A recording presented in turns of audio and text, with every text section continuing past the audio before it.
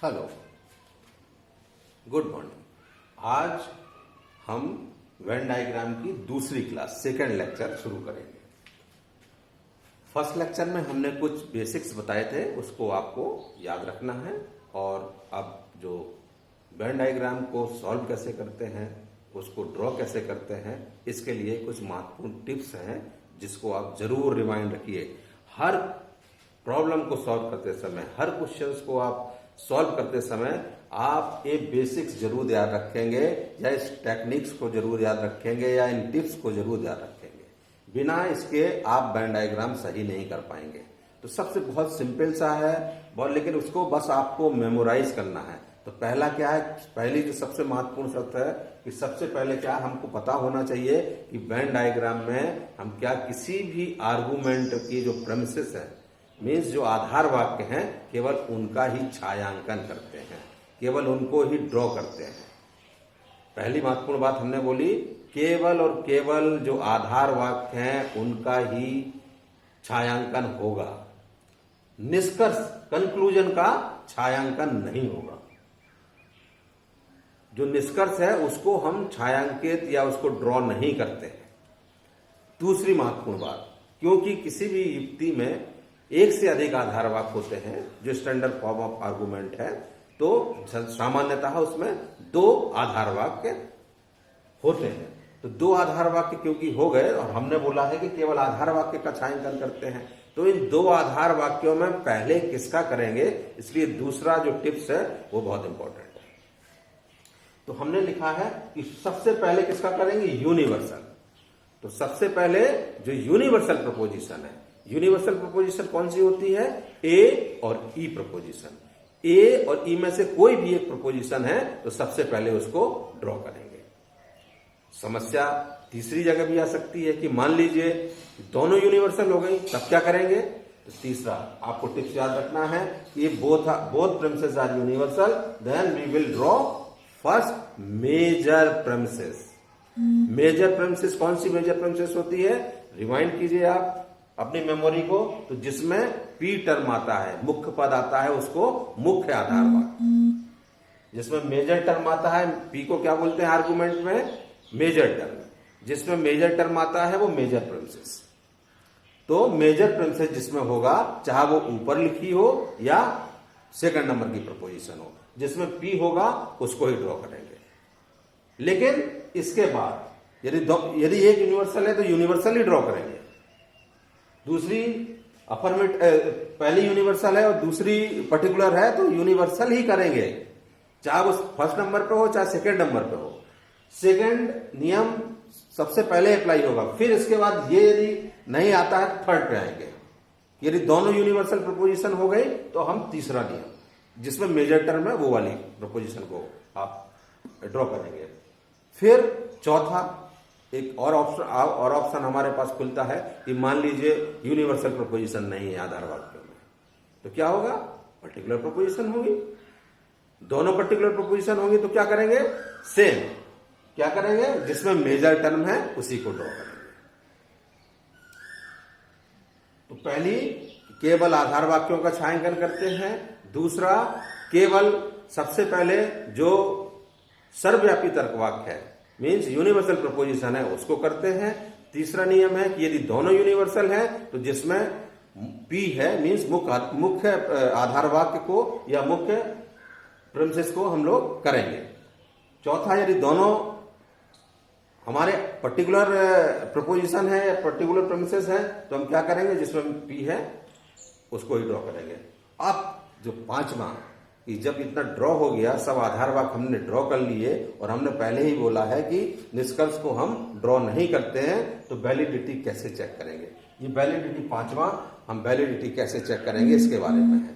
तो बहुत सा सिंपल है, केवल ये बोलना चाह रहा है कि यदि हम आधार वाक्य को जब ड्रॉ किए और वो ऑटोमेटिकली जो कंक्लूजन बोल रहा है वो ड्रॉ हो गया हो, क्या कहना का मतलब हुआ कि आधार वाक्यों से कंक्लूजन ऑटोमेटिकली ड्रॉ हो गया हो, तो वो युक्ति वैलिड होगी। यही तो वैलिड आर्गुमेंट होता है। क्या होता है कि निष्कर्ष जो है वो आधार वाक्यों से निकलना चाहिए। यदि निकल गया, आधार वाक्यों से निष्कर्ष ऑटोमेटिकली ड्रॉ हो गया, तो युक्ति वैध होगी, और यदि ड्रॉ नहीं हुआ तो युक्ति की हम लोग अवैध या इनवैलिड मान लेंगे। अब क्या करेंगे, हम इस पे एक एक्सरसाइज करेंगे और इसको जानेंगे कि कैसे हम पूरी आर्गुमेंट को सॉल्व करेंगे।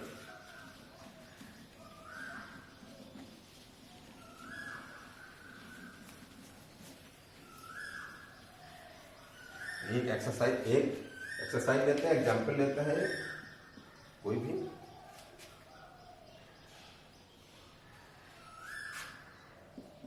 ऑल डॉग्स आर मैमल,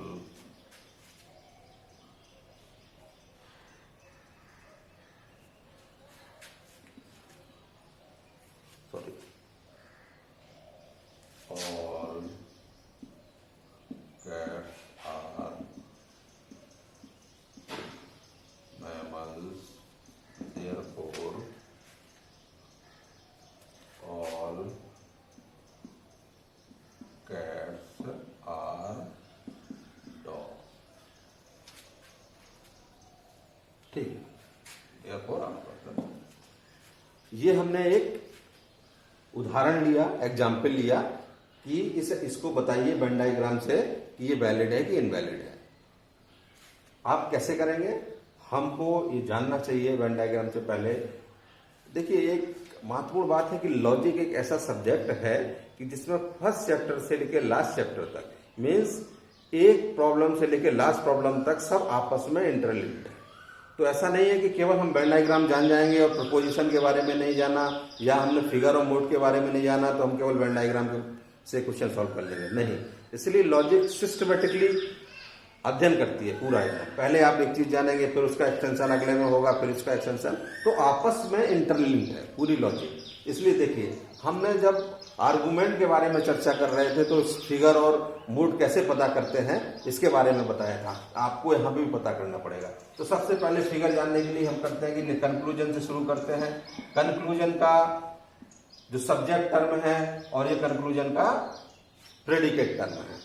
तो कंक्लूजन का प्रेडिकेट टर्म जिस प्रेमिसेस में होता है उसको मुख्य प्रेमिसेस या मेजर प्रेमिसेस बोलते हैं। तो डॉग्स कहां पे है, डॉग्स यहां पे है, ये पी हो गया। देखिए, कंक्लूजन का पी मीन्स मुख्य पद, कंक्लूजन का विधेय पद जिस आधार वाक्य में हो वो मुख्य आधार वाक्य कहलाती है, और उसको हम लोग सामान्यतः पहले ही लिखते हैं। यदि ये सेकंड नंबर पे भी होता तो इसको हम पहले कर देते हैं, जिससे हमारी जो आर्गुमेंट का फॉर्म है, स्ट्रक्चर है, जो फिगर बनेगी वो गलत नहीं होगी। ठीक है, तो हमने पी की जगह सब्जेक्ट टर्म जो कंक्लूजन का है वो यहां पे है, और दोनों प्रिंसेस में जो कॉमन टर्म है वो क्या है, मैमल्स, एम। तो जो फिगर निकल के आ रही है वो आ रही है P M, S M, therefore S P. ये फिगर निकल के आ रही है। ये कौन सी फिगर है,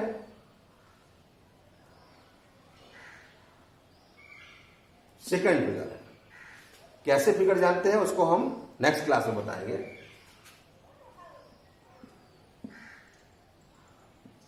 ए ये ऑल जिसमें ऑल होता है वो सामान्यतः कौन सी प्रिंसेस होती है, ए तर्कवाक होता है, मीन्स यूनिवर्सल प्रपोजिशन होती है। तो ये इसका मूड क्या बना, ए, और फिगर क्या है, ये वाला जो पोर्शन है वो मूड, ये वाला जो हमारी आकृति फिगर निकल के आई ये फिगर, तो ये सेकंड फिगर है। अभी हम याद रखिए सेकंड है। अब जो महत्वपूर्ण कार्य वेन डायग्राम का काम जो शुरू हुआ यहां से, अब देखिए, ए तर्क वाक्य को हमने कैसे लिखा था वेन डायग्राम में, एस पी इक्वल्स टू 0। क्या लिखा था, S P bar equals to 0। A proposition है यहाँ पे एस की जगह क्या है, पी। और मैंने बोला है कि ये एस और पी जब केवल एक प्रपोजिशन की बात होगी, ओनली प्रपोजिशन की बात होगी, तो ये सब्जेक्ट और प्रेडिकेट है। जब ये सब एस और पी किसी आर्गुमेंट में आ गए, एक स्ट्रक्चर में आ गए, तो वो एस और पी माइनर टर्म और P major term, M middle term कहलाएगा। तो सेम ये आपको क्या करना है, एस की जगह यहाँ पे पी लिखा है तो पी हो गया, और पी की जगह यहाँ पे एम लिखा है तो एम हो गया। सेम सीक्वेंस में एस पी और पी के ऊपर बार है, एम के ऊपर bar, equal to 0। A same S M bar equals to 0, इसी तरह से S P bar equals to 0। ये हमारा वेन डायग्राम के लिए कैसे इसका फॉर्मुलेशन होगा ये निकल के आ गया। अब हम वेन डायग्राम ये ड्रॉ कर लेते हैं, क्योंकि स्पेस कम है इसलिए हम इसी को यहां पे आपको समझाने के लिए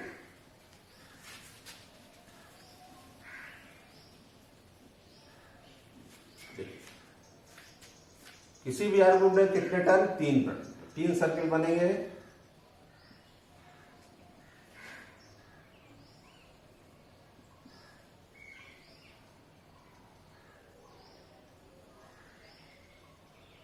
एक एस, एक पी, एक एम।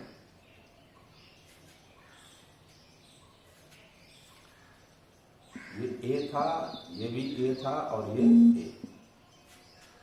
अब देखिए 3 सर्किल हमने बना लिए। अब यहां पे बहुत ही ध्यान से आप लोग देखिए, केवल हमने बोला है क्या याद रखना है आपको, केवल आधार वाक्यों को ही ड्रॉ करेंगे।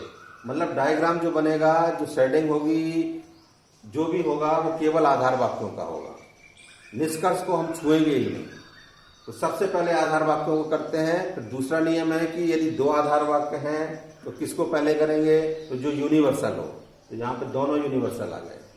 फिर तीसरा नियम कहता है कि यदि दोनों यूनिवर्सल हैं तो किसको करेंगे, जिसमें पी हो, मेजर टर्म हो। तो इस वाली प्रेमिसेस को हम पहले करेंगे। तो देखिए बहुत अच्छा तरीका, पी और एम। ये क्या कह रहा है कि पी वाला सर्कल देखिए और एम वाला सर्कल देखिए। पहले आप आइडेंटिफाई करिए, एस वाला आप भूल जाइए कि एस भी है। ये पहले पी वाला सर्किल हो गया, ये एम वाला सर्किल हो गया। फिर क्या बोल रहा, पी वाले सर्किल से एम वाला सर्किल हटा दीजिए। पी वाले सर्किल से जो एम वाला सर्किल है, एम कहां से गया, ये गया, इसको हटा दीजिए। तो कितना बचा, इतना। ये पोर्शन क्या है, 0 के लिए हमने क्या बोला, एम्प्टी क्लास के लिए सेट कर दें, पूरे पोर्शन को सेट करें। बहुत से स्टूडेंट कंफ्यूज हो जाते हैं, केवल इतना सेट करके चले आते हैं। वो समझते हैं कि ये तो एस का पोर्शन गया है, लेकिन एस को तो अभी हमको भूल ही जाना है, इसलिए पूरे पोर्शन को लेंगे। इसलिए सेटिंग इस तरह से होगी। इसी तरह से दूसरे आर्गुमेंट को एस एम बार, एस और एम का सर्किल देखिए, ये एस का सर्किल है और ये एम का सर्किल है। एस वाले सर्किल से क्या बोल रहा है, एस वाले सर्किल से एम वाला सर्किल हटा दो। एस वाले सर्किल से एम वाला, ये गया एम वाला, हटा दीजिए। ये हट गया, ये पोर्शन इतना बच रहा है, ये देखिए। ये कह रहा है कि ये भी क्या है, 0। तो 0,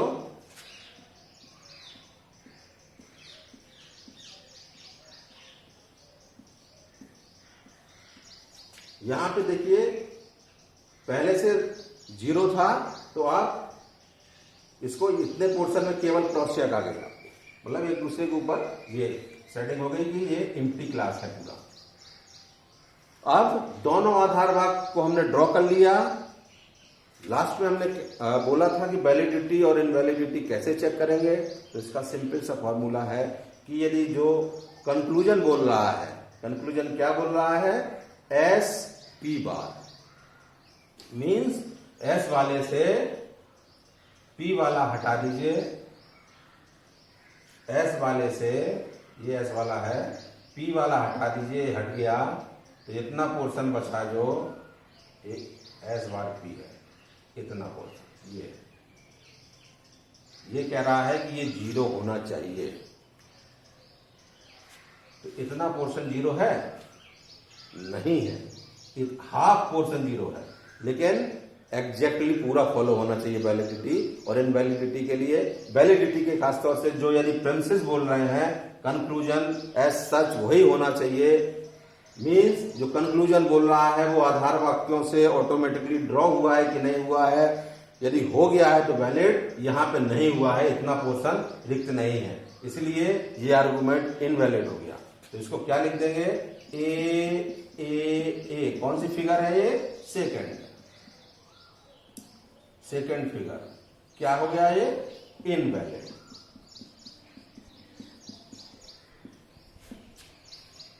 तो ये हम इस तरह से वेन डायग्राम की सहायता से इस आर्गुमेंट को हमने बता दिया कि ये वैलिडेट है या इनवैलिड है। एक एग्जाम्पल और हम जल्दी से कर लेते हैं इस क्लास में।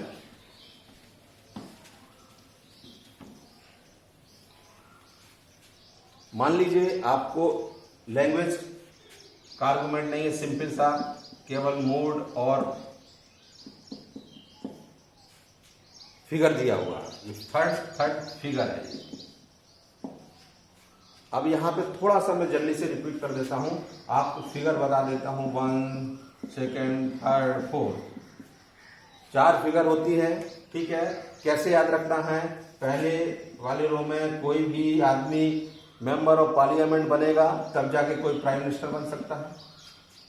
इसी को रिपीट कर दीजिए आप, कोई मेंबर ऑफ पार्लियामेंट बनेगा तब जाके प्राइम मिनिस्टर बन सकता है। दूसरी रो में सीता माता, इसको कॉम्बिनेशन 2 बार लिखना है इसको।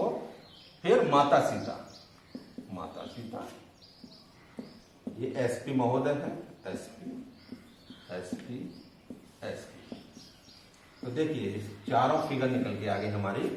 पहली फिगर एमपी एसएम एसपी, दूसरी PM SM SP, third MP MS SP, चौथी पीएम एमएस एसपी।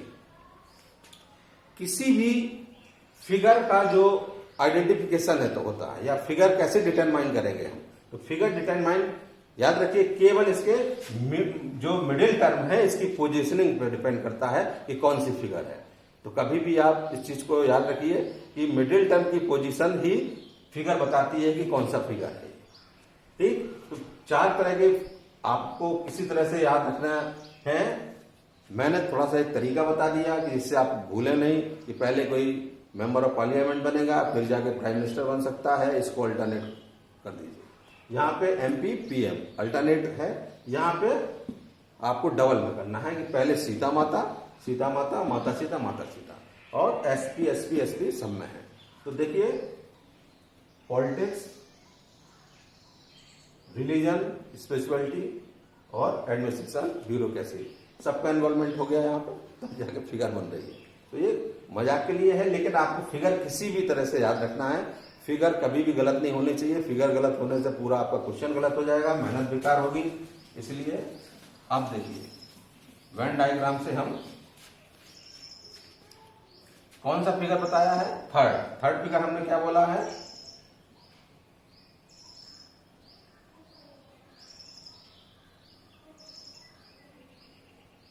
एमपी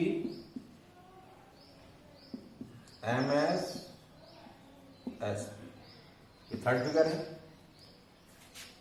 ये क्या है? मूड। इसी क्रम में लिख देंगे EIO, ओके। अब वेन डायग्राम को इसमें कैसे फॉर्मुलेट करते हैं, सिंबलाइज करते हैं? ई तर्कवाद को कैसे बोलते हैं? E means SP equal to 0, SP equal to 0। तो यहां पे S की जगह M है, तो MP इक्वल टू 0। I कैसे लिखते हैं? SP नॉट इक्वल टू 0, यहां पे MS not equal to 0। O कैसे लिखते हैं? SP bar not equal to 0। आपको ये निकल के आ गया। वेन डायग्राम हम बना लेते हैं। कितने पद है? 3 MPS, तो 3 सर्किल बनेंगे। इसको हम थोड़ा सा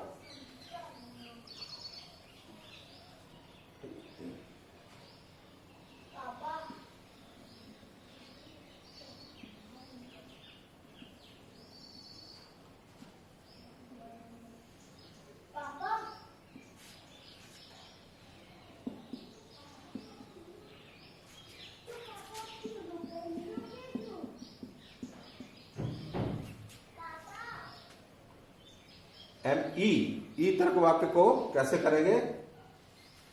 देखिए, अब क्या हमने वेन डायग्राम के लिए आपको कुछ महत्वपूर्ण टिप्स बताए थे। सबसे पहले हमने बोला था कि केवल आधार वाक्यों का ही सेटिंग करते हैं या आधार वाक्यों को ही ड्रॉ करते हैं। आधार वाक्य 2 है, किसको करेंगे? तो यूनिवर्सल को करेंगे। यूनिवर्सल इसमें है ई प्रपोजिशन, यूनिवर्सल प्रपोजिशन है। इसमें बोल रहा है MP मीन्स M वाला सर्किल और P वाला सर्किल, M वाला सर्किल और P वाला सर्किल।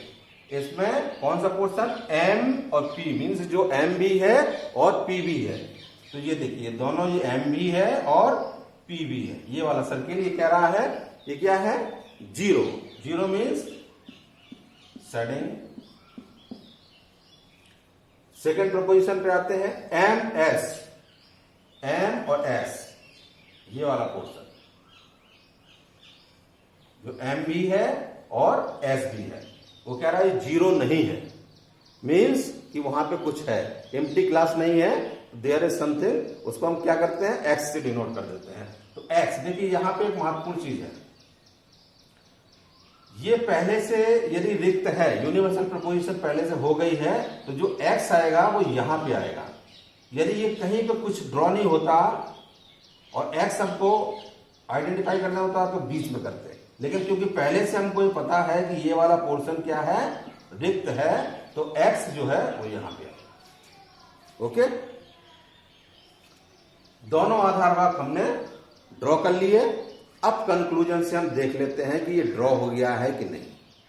कंक्लूजन क्या बोल रहा है? ये हो गया होगा तो वैलिड है और नहीं हुआ होगा तो इनवैलिड है। क्या बोल रहा है? SP बार कौन सा पोर्शन हुआ? S का वो पोर्शन जो P नहीं है, S का वो पोर्शन जो P नहीं है, मीन्स ये वाला पोर्शन।